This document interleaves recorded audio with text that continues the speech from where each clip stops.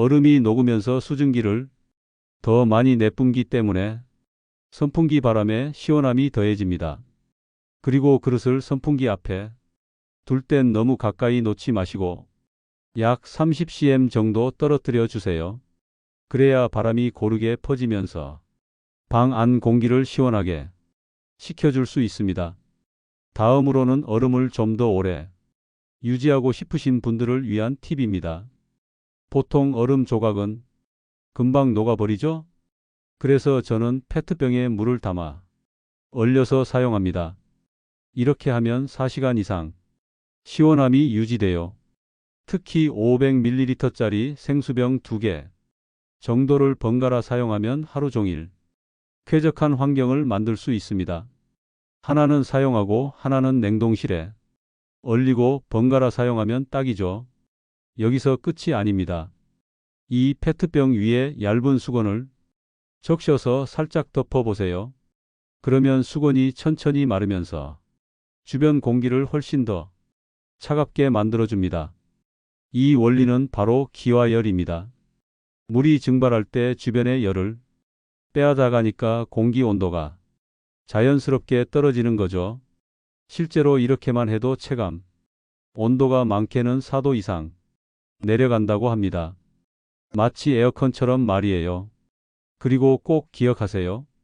그냥 생수 대신 소금물을 넣고 얼리는 방법도 있습니다. 소금이 들어가면 물의 어는 점이 낮아져서 얼음이 더 천천히 녹습니다. 그러니까 더 오래 시원함을 유지할 수 있는 거죠.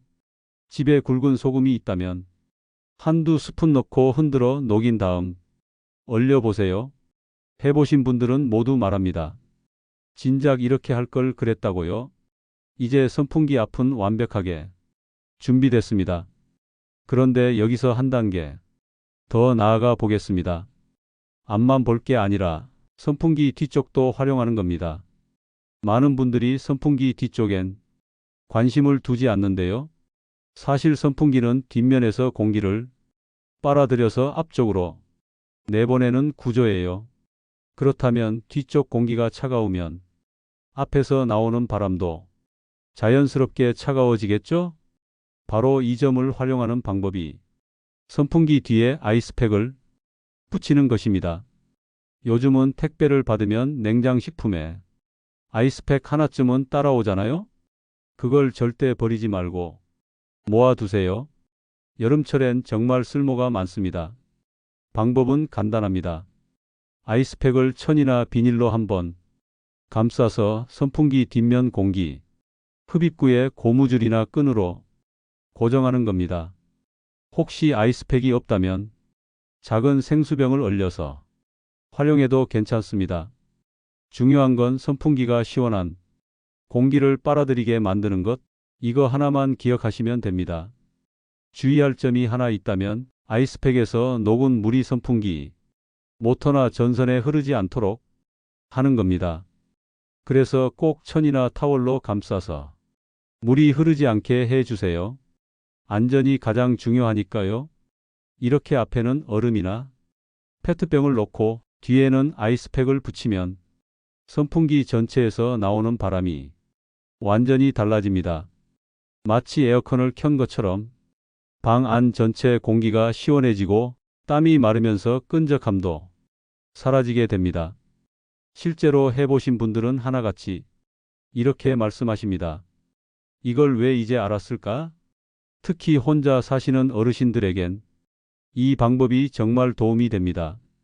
에어컨 없이도 쾌적한 환경을 만들 수 있고 무엇보다 전기요금 걱정을 크게 줄일 수 있거든요. 선풍기 하루 종일 돌려도 전기요금은 하루에 200원 정도밖에 안 나옵니다. 반면 에어컨은 하루 한두 시간만 켜도 10,000원이 훌쩍 넘으니까요.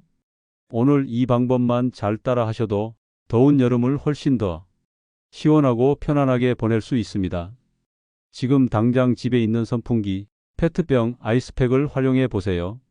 자, 이제 선풍기 앞뒤로 얼음과 아이스팩을 놓아 시원한 바람을 만드는 방법까지 배웠습니다.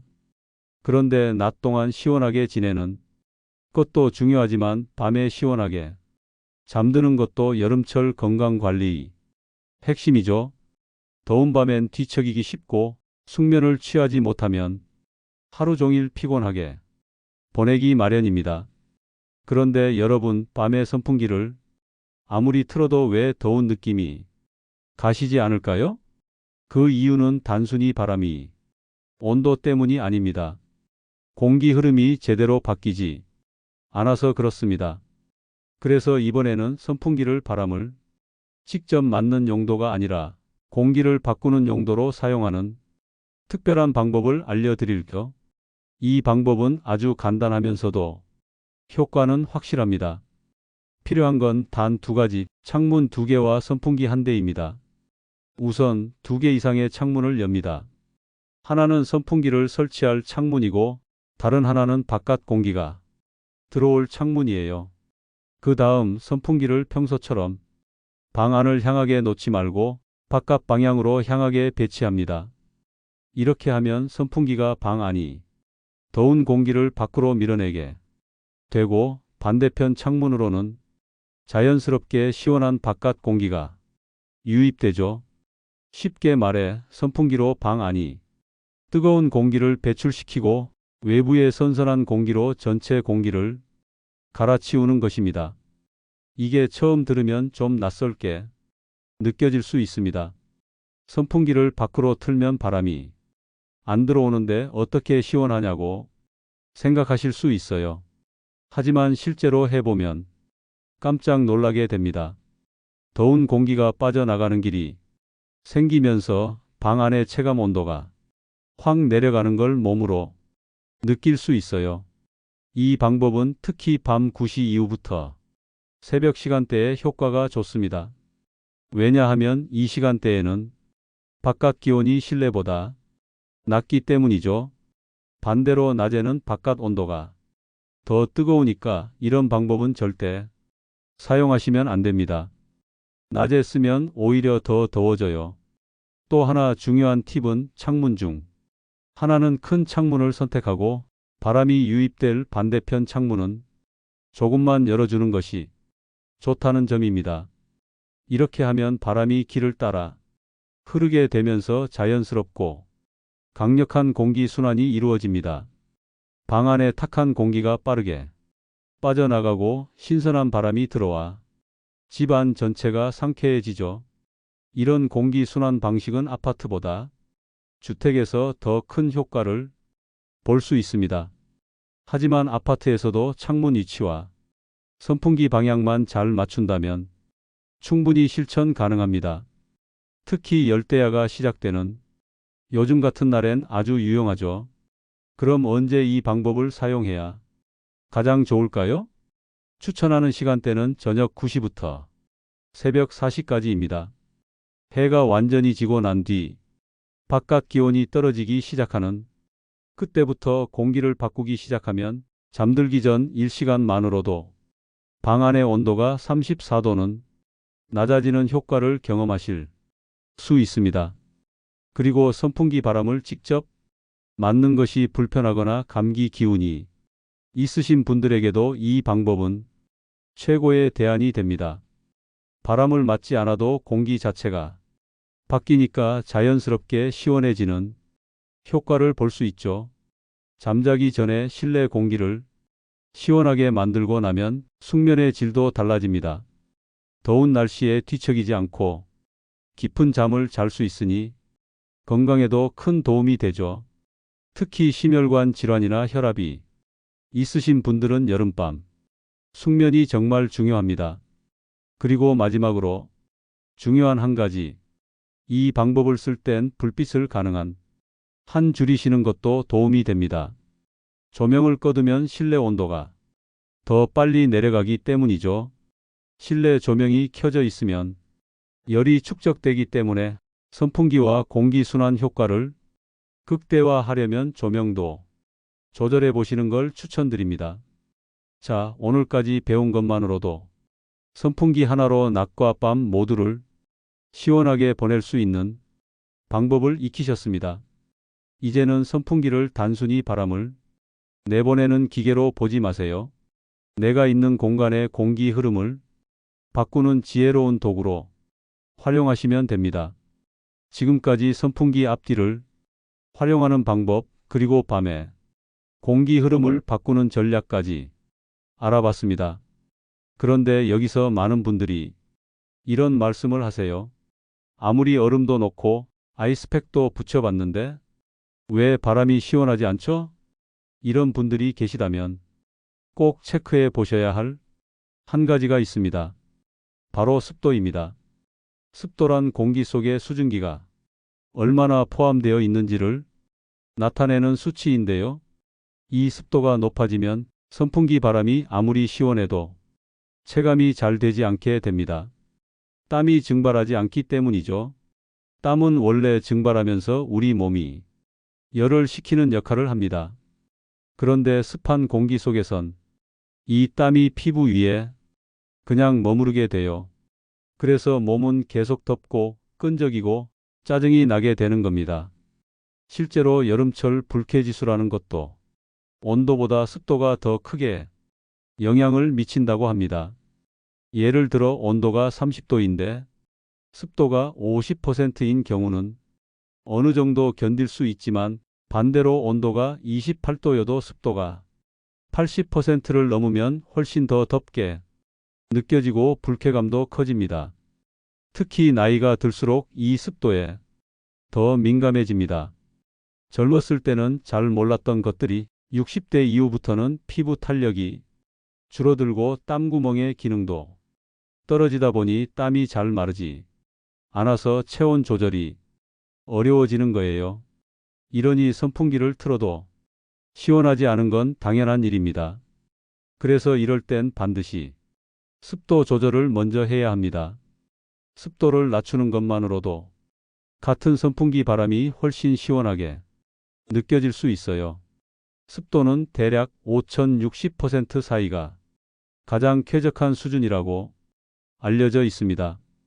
그런데 비온 다음 날이나 장마철 혹은 요리 후엔 이 수치가 80%를 넘는 경우가 허다합니다. 그럼 어떻게 해야 습도를 낮출 수 있을까요? 물론 집에 제습기가 있다면 가장 좋겠죠. 하지만 제습기가 없는 분들을 위해 우리 어머니들이 예전부터 써오던 전통적인 방법들을 소개해 드릴까? 간단하면서도 돈 들지 않고 누구나 실천할 수 있는 것들입니다. 첫 번째는 바로 신문지를 이용하는 방법입니다. 집에 있는 신문지를 적당한 크기로 구겨서 방 구석구석, 특히 모서리나 옷장 근처에 놓아두는 겁니다. 신문지는 종이 섬유가 물을 잘 흡수하는 구조라 공기 중이 습기를 아주 잘 빨아들입니다. 하루에 한 번씩 새 신문지로 교체만 해줘도 효과가 꽤 좋습니다. 두 번째는 숯을 활용하는 방법입니다. 숯은 대표적인 천연 제습제로 예전부터 우리 집 안 곳곳에 많이 사용되었죠. 작은 그릇이나 접시에 숯을 담아서 방 안에 놓아두면 공기 중이 수분을 흡수할 뿐만 아니라 냄새 제거 효과도 있어 일석이조입니다. 한 달에 한 번 정도는 햇볕에 말려주면 다시 사용할 수 있어서 경제적이기도 해요. 세 번째는 소금을 활용하는 방법입니다. 굵은 소금을 접시에 담아서 방에 놓아두면 소금이 공기 중이 수분을 흡수하면서 자연스럽게 녹아내립니다. 이게 바로 습기를 빨아들였다는 증거예요. 완전히 녹으면 새 소금으로 교체해주면 됩니다. 이 방법은 특히 부엌이나 욕실 근처 그리고 비온 날에 효과가 좋습니다. 네 번째는 페트병을 활용하는 냉방습도 관리 방법입니다. 이미 선풍기 앞에 놓는 용도로 사용하고 계시겠지만 여기에 하나를 더 준비해 창틀이나 높은 곳에 수직으로 놓아두면 차가운 표면에 수증기가 응결되면서 공기 중의 수분이 줄어드는 효과도 있습니다. 그리고 중요한 건 집 안이 문과 창문을 일정 시간 열고 닫는 관리입니다. 비가 오거나 습한 날엔 창문을 오래 열어두는 것보다 잠깐씩 환기만 시켜주는 게 더 효과적입니다. 특히 요리 후엔 후드와 함께 선풍기를 창밖으로 틀어 놓으면 습기와 열기를 함께 배출할 수 있어요. 이처럼 전통적인 방법만 잘 활용해도 집 안의 습도를 꽤 효과적으로 관리할 수 있습니다. 한 가지 사례를 말씀드리자면 제가 아는 72세 박순자 할머니께서 여름마다 선풍기를 틀어도 도무지 시원하지 않다고 하셨어요. 직접 댁에 가보니 선풍기는 잘 작동하고 있었지만 방 안의 습도계가 85%를 가리키고 있더라고요. 바로 습기 때문에 시원한 바람이 효과를 못 본 것이었습니다. 그래서 신문지와 숯을 사용해서 습도를 조금씩 낮춰드렸더니 며칠 뒤 선풍기 바람이 갑자기 시원해졌다며 정말 좋아하셨습니다. 이처럼 온도만큼이나 중요한 것이 바로 습도 관리입니다. 이번엔 몸을 직접 식히는 방법, 즉 시원한 바람이 아닌 내 몸이 에어컨이 되는 법을 알려드릴까? 아무리 공기가 시원해도 내 몸이 달아올라 있다면 바람이 시원하게 느껴지지 않습니다. 여름철 가장 확실하게 체온을 낮추는 방법은 단순하지만 아주 효과적입니다. 바로 내 몸을 직접 식히는 것이죠. 그 중에서도 가장 추천하는 방법은 젖은 수건 활용법입니다.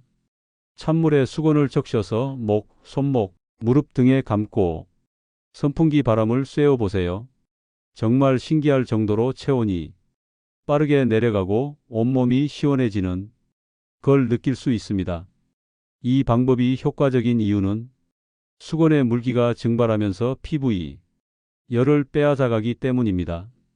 이 현상을 기화열 작용이라고 하는데요. 물이 증발할 때 주변의 열을 함께 가져가면서 피부 표면을 시원하게 만드는 원리입니다.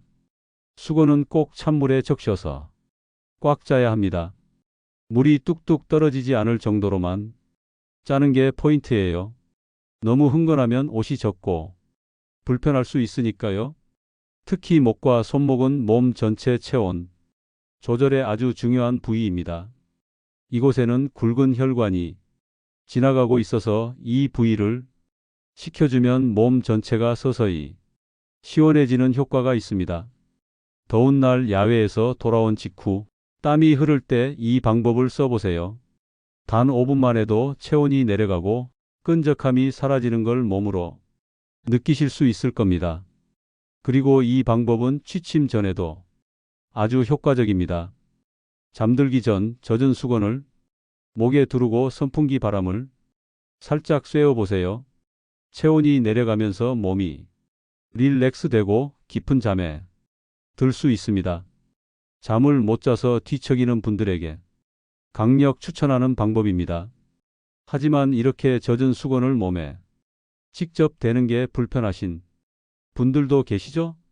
특히 피부가 예민하신 분들이나 옷이 젖는 게 싫으신 분들은 다른 방법이 필요합니다. 그럴 때 유용한 것이 바로 쿨링 스프레이입니다. 쿨링 스프레이는 약국이나 인터넷에서도 쉽게 구매할 수 있으며 주성분으로는 에탄올, 멘톨, 페퍼민트 오일 등 시원한 성분이 들어 있습니다. 이걸 팔, 다리, 목 뒷부분에 가볍게 뿌리고 선풍기 바람을 쐬면 화학적인 기화 작용으로 인해 즉시 시원한 감각이 피부에 전달됩니다. 사용 방법은 간단합니다. 먼저 팔이나 다리에 얇게 뿌린 뒤 선풍기 앞에 앉아 바람을 쐬는 거예요. 이때 중요한 건 눈이나 코 주변에는 절대 뿌리지 않는 것입니다. 쿨링 스프레이는 눈에 들어가면 자극이 심하고 코에 들어가도 불편할 수 있으니 꼭 주의해 주세요. 또 하나, 피부가 민감하신 분들은 먼저 팔 안쪽의 소량을 테스트해 보시는 것이 좋습니다. 알레르기 반응이나 가려움증이 생기지 않는지 확인하고 사용하세요. 보통 하루에 23번 정도만 써도 충분한 효과를 볼 수 있습니다. 너무 자주 사용하면 피부가 건조해질 수 있으니 과도한 사용은 피하셔야 해요. 쿨링 스프레이는 특히 외출 전에 사용하면 정말 좋습니다. 덥고 습한 날씨에 밖으로 나가기 전 팔과 다리에 살짝 뿌려주기만 해도 한동안은 땀도 덜 나고 쾌적함이 유지돼서 외출이 한결 가벼워질 수 있습니다. 또한 가방에 하나 넣어두면 언제든지 사용할 수 있어 이동 중이나 야외 모임에서도 유용합니다. 휴대용 선풍기와 함께 쓰면 에어컨 없이도 언제 어디서나 시원함을 즐길 수 있는 조합이 됩니다. 이건 마치 내 손 안이 에어컨이라고 해도 과언이 아닙니다. 혹시나 이 쿨링 스프레이도 불편하신 분들은 요즘에는 쿨링 티셔츠, 쿨 스카프, 쿨 팔토시 같은 착용형 냉감 제품들도 많이 나와 있으니 참고해 보시면 좋겠습니다. 이런 제품들은 땀을 흘려도 금방 마르고 시원한 촉감이 유지되어 여름철에 특히 인기입니다. 정리하자면 바람을 만드는 것도 중요하지만 내 몸이 열을 잘 발산할 수 있게 도와주는 것이 훨씬 더 시원함을 빨리 느끼는 비결입니다. 수건 하나, 스프레이 하나만 잘 활용해도 에어컨 없이도 상쾌하고 건강한 여름을 보낼 수 있습니다. 여름철 무더위에 숨겨진 적, 공기 속 습기와 진드기 그리고 냄새 관리까지 가능한 천연 제습 꿀팁과 함께 전기료 아끼면서 쾌적하게 사는 법까지 이어서 알려드릴 거 실제로 따라한 분들이 깜짝 놀란다는 그 팁들입니다. 여름철 더위를 유독 견디기 힘들게 만드는 원인 중 하나 바로 공기 속 습기와 눅눅한 냄새입니다. 사실 사람들은 온도에만 집중하지만 실내가 불쾌하고 찝찝하게 느껴지는 진짜 이유는 대부분 습도 때문입니다. 습도가 높으면 바람을 아무리 세게 쐬도 땀이 마르지 않고 피부에 그대로 달라붙어 체온이 떨어지지 않습니다. 그래서 선풍기 바람이 전혀 시원하지 않게 느껴지는 거죠. 그뿐만 아니라 습기가 높으면 집안에 곰팡이, 진드기, 눅눅한 냄새까지 함께 따라옵니다. 이게 바로 여름철 실내 환경을 나쁘게 만드는 숨겨진 적입니다. 특히 혼자 사시는 어르신들 혹은 창문을 오래 닫아놓는 분들 댁에서는 이 문제가 더 심각하게 나타납니다. 그렇다면 냉방 효과는 그대로 유지하면서도 습도와 냄새까지 함께 잡는 똑똑한 방법은 없을까요? 네, 있습니다. 이번엔 전기료 걱정 없이 실천 가능한 천연 제습 꿀팁 3가지를 소개해 드릴 거. 첫 번째는 신문지 활용법입니다. 가장 간단하면서도 효과가 좋은 방법인데요. 집에 남아도는 신문지를 적당히 구겨서 옷장, 방 모서리, 싱크대 아래 같은 곳에 넣어두는 겁니다. 신문지의 섬유 구조는 공기 중 수분을 잘 흡수하기 때문에 습기를 빠르게 빨아들입니다. 신문지가 축축해지면 바꿔주면 되고 비 오는 날에는 2장씩 겹쳐 놓으면 효과가 더욱 좋습니다. 두 번째는 숯 활용법입니다. 숯은 공기 중 습기를 잡아줄 뿐만 아니라 냄새까지 흡착해 주는 효과가 있어서 제습과 탈취를 동시에 해결해 줍니다. 작은 그릇이나 바구니에 숯을 담아 방 안, 화장실, 옷장 등에 놓아두면 공기가 한결 상쾌해지고 곰팡이 냄새도 줄어들게 됩니다. 한 달에 한 번쯤 햇볕에 내놓아 잘 말려서 다시 사용하면 반영구적으로 쓸 수 있어 아주 경제적이죠. 세 번째는 굵은 소금 활용법입니다. 이건 어르신들이 예전부터 써오던 방법인데요. 소금은 습기를 흡수하면서 자연스럽게 녹아내립니다. 접시에 굵은 소금을 담아 거실, 주방, 욕실 근처에 배치해 보세요. 공기 중 습기가 많을수록 소금이 빠르게 녹기 때문에 그만큼 습도 조절 효과가 있다는 뜻입니다. 소금이 완전히 녹으면 새 소금으로 바꿔주면 되고 녹은 소금물은 배수구에 버려도 됩니다. 이렇게 간단한 재료들로도 충분히 여름철 불쾌한 습기와 싸울 수 있습니다. 특히 에어컨이 없는 환경이나 제습기를 따로 쓰지 않는 공간에선 이 방법들이 큰 도움이 됩니다. 무엇보다 전기료가 따로 들지 않는다는 점에서 경제적인 건강관리 방법이라고 할 수 있죠. 참고로 실내 습도를 수치로 확인하고 싶다면 작은 디지털 습도계를 하나 구입해 보시는 것도 좋습니다. 12만 원대로 쉽게 구할 수 있고 온도와 습도를 함께 보여주니 방 상태를 한눈에 확인하면서 환기나 제습 타이밍을 잡는데 큰 도움이 됩니다. 그런데 혹시 습도계가 없다면 어떻게 해야 할까요? 이럴 땐 몸의 반응을 통해서도 습도를 충분히 파악할 수 있습니다. 공기가 무겁고 끈적한 느낌이 들고 옷이 피부에 자꾸 달라붙거나 머리카락이 이마에 붙는 느낌이 든다면 그건 지금 집안이 너무 습하다는 신호입니다. 또 하나 놓치기 쉬운 부분은 이불과 옷장의 습기입니다. 겉으로 보기엔 뽀송해 보여도 실제로는 옷이나 이불 속에 습기가 차서 냄새가 나기 쉽고 진드기 서식 환경이 조성되기도 합니다. 이럴 땐 간단하게 신문지를 옷 사이사이에 끼워 두거나 작은 숯봉을 옷장에 걸어두면 효과를 볼 수 있어요. 이렇게 온도보다 습도가 여름철 쾌적함을 좌우하는 핵심 요소라는 점을 꼭 기억해 주세요. 많은 분들이 이렇게 물어보세요. 진짜 에어컨 안 틀면 얼마나 아낄 수 있어요? 제가 직접 실천해 본 결과 작년 여름 한 달 전기요금이 42,000원 밖에 나오지 않았습니다. 그 전에는 에어컨 하루 4시간씩 돌려서 10만 원 넘게 나왔던 게 사실이에요. 즉, 한 달에 6만 7만 원 절감, 여름철 전체로 보면 20만 원 넘게 아낄 수 있었습니다. 하루 200원 정도면 선풍기 충분히 돌릴 수 있고 그 돈으로는 시원한 간식도 사고 건강 보조 식품도 챙길 수 있어요. 전기요금 줄이는 것만으로도 여름이 훨씬 가벼워집니다. 지금까지 에어컨 없이도 시원하게 여름을 보내는 실천법을 함께 살펴봤습니다. 선풍기 하나만 잘 활용해도 전기요금 걱정 없이 몸도 마음도 한결 가볍게 지낼 수 있습니다. 지금 냉동실에 있는 페트병 하나, 버리지 않은 아이스팩 하나로 당장 시작해 보세요. 작은 변화가 큰 시원함을 만들어냅니다. 밤마다 잠 설치던 날들 대신 편안한 숙면을 누릴 수 있었습니다. 그 돈으로 가족과 외식도 하고 건강식품도 챙길 수 있었죠. 더운 날씨에 땀 흘리며 참는 것만이 능사는 아닙니다. 지혜롭게 대응하는 것, 그것이 진짜 실버 청춘의 여름나기입니다.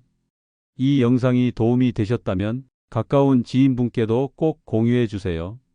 에어컨 없이 여름을 나는 법, 누군가에겐 꼭 필요한 정보일 수 있습니다. 그리고 여러분의 실천 후기 댓글로 남겨주세요. 어떤 방법이 가장 효과 있었는지 여러분의 경험이 다른 분들께 큰 힘이 됩니다. 건강하고 시원한 여름, 실버 청춘이 함께합니다. 오늘도 시청해 주셔서 고맙습니다. 구독과 좋아요 꼭 눌러주시고 다음 영상에서 또 뵐게요.